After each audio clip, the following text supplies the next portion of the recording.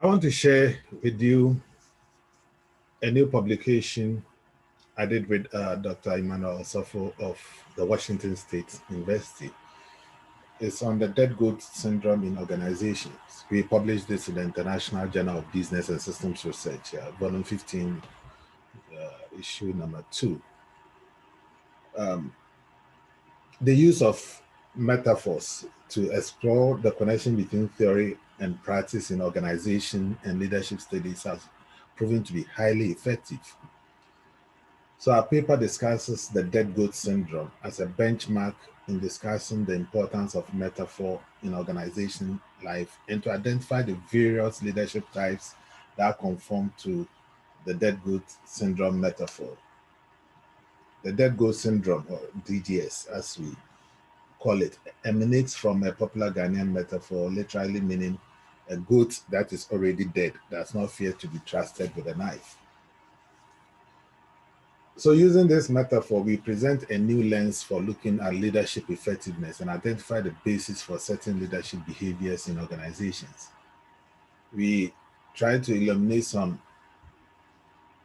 definitions of metaphor by briefly reviewing the literature on the classical views on metaphors in organizational theory development, and how the DGS metaphor can be utilized to identify certain leadership behaviors in organizations. As I said, the dead goat syndrome emanates from a popular Ghanaian metaphor, Oganfun Nusrosekan, literally meaning a goat that is already dead does not fear to be thrust with a knife. The dead goat syndrome, or the DGS, is an experiential based metaphor that is used to explain how experience over time makes people develop a sense of superiority or superbity or laxity, where they believe that no circumstance can coerce them to act in contradiction with their belief. Over the years, this metaphor has been used to describe concepts such as bravery, contempt, and accomplishment, and among other things in the circles of mostly the Akan people of Ghana.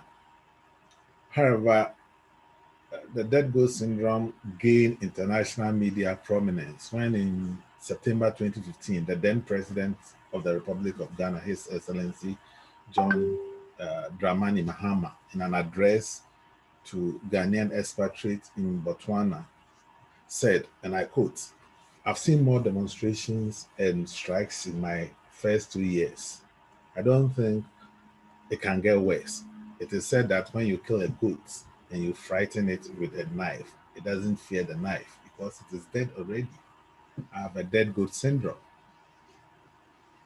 in quotes. So as much as President Mahama was using the dead goat syndrome metaphor to create humor and express his immunity to strikes because of his perennial experiences with such actions, the international media carried the literal meaning of his speech and made a lot of noise about it, calling the president of Ghana says he's a dead goat. So similar to political leadership, the dead goat syndrome is pertinent to organization, leadership, and management studies, so that its heterogeneous nature helps in leadership and managerial strategy. Thus, effective leaders and managers who win with making unpopular decisions, as well as ineffective leaders and managers who adopt a transactional approach, can gain the trust and commitment of their subordinates. Trust and commitment from subordinates, such as trust and commitment from subordinates, can potentially result in improved productivity and higher job satisfaction. Consequently, such leaders may gain the confidence of their supporters, who are the key decision makers. Thus, they get everyone on board to believe in common purpose and build a profile of indispensability. So, linking the dead goat syndrome to leadership and managerial studies, we looked at the traditional leadership styles: autocratic, democratic, coaching, strategic, transformational, laissez faire, charismatic leadership, as well as Kellerman's dimensions of bad leadership: incompetence, rigid, intemperate, callous, corrupt, insular, and evil.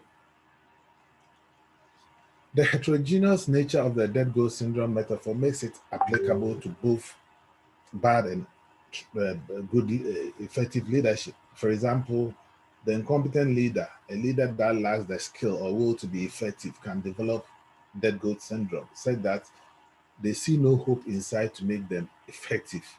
But for the desire to remain in charge, they adopt a strong person approach and eventually become insensitive to change.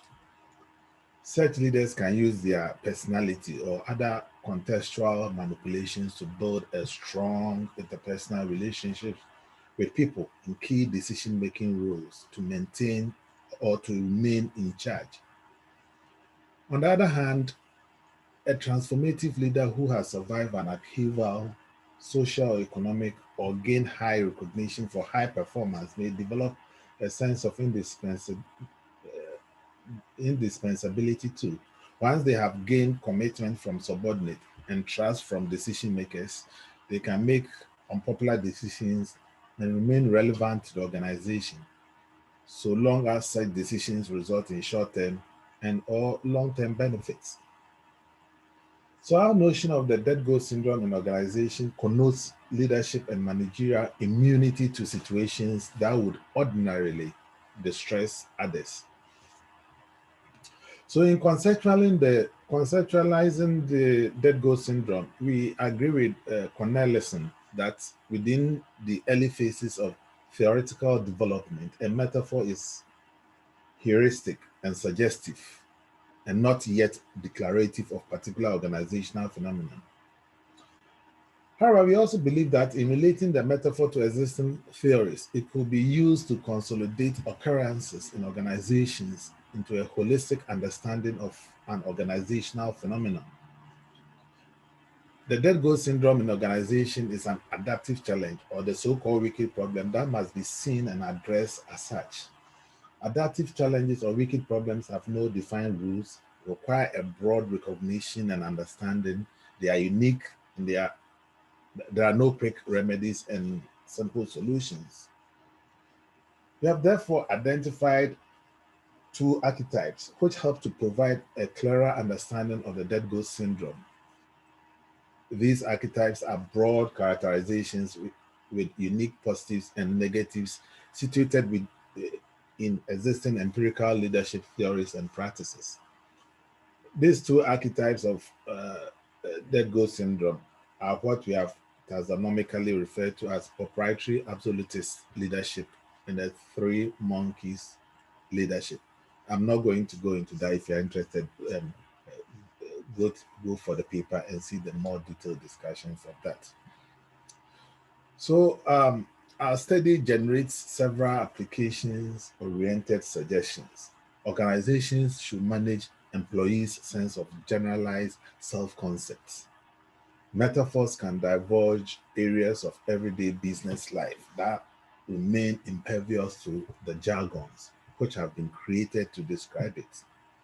Metaphors like the dead girl syndrome can help to stimulate creativity and initiate discussion and exploration of issues of identity and change in the workplace if identified and utilized appropriately.